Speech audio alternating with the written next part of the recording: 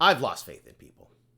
Tomorrow's the rate announcement. I'm going to recap this whole Reuters poll where every economist said that we're going to hold rates for the next 2 years. Some think we need to increase rates. I'm going to show you the lay of the land, where we're at and where we're going.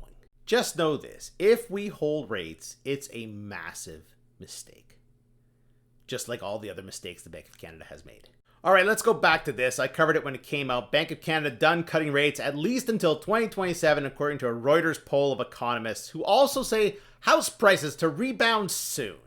Why do I disagree? Oh, I don't know.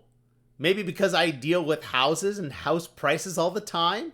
Average asking rents fall for 14th straight month to $2,074 in November.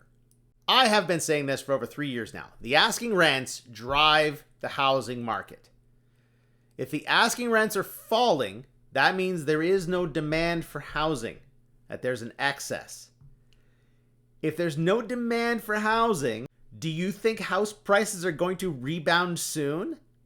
Like, honestly, who are these economists that completely ignored the fundamentals of this market and said home prices are going to rebound soon? Why would they rebound? Like, this won't fall forever. Eventually, it'll turn around. And when it turns around, then home prices will start to rebound. But the fundamentals just aren't there. So if these economists ignore the fundamentals, where do they get off saying that the Bank of Canada is done cutting rates at least until 2027? Why? Because we made some part-time jobs last month? Really? And then there's the bond people who think the bonds predict everything. No, bonds are bought and sold, often quite superficial reasons. Not to mention that the experts can often get it wrong because they're not paying attention. Let's just recap where we're at. Big Short investor Michael Burry defends his calls for a stock market bubble and predicts a Netscape fate for OpenAI. Yeah, in addition to the general economy being slow, there's an AI bubble. When's it going to pop? I don't know. But look, this is reality. Right now, there's a race to be first.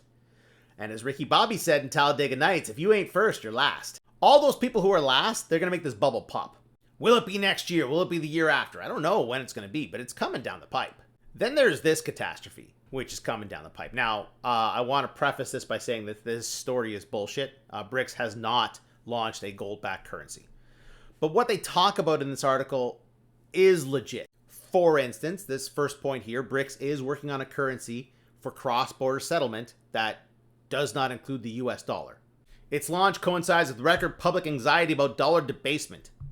Yeah, because inflation's going to continue. They have a massive debt to pay off. It's the only way they're going to pay it. Not to mention, this whole topic, the world is trying to move away from using the US dollar. They're done with the US. And the current administration isn't helping matters. Now, if the US starts printing money again, will that make rates go up? Yeah, in time. But not in the next 2 years. They need those rates low to print the money. Will that cause home prices to go up? Maybe. But there really isn't a catalyst yet. There'll just be more money in the system. As far as I can tell, these economists are taking a magic 8 ball and shaking it and providing answers based on that.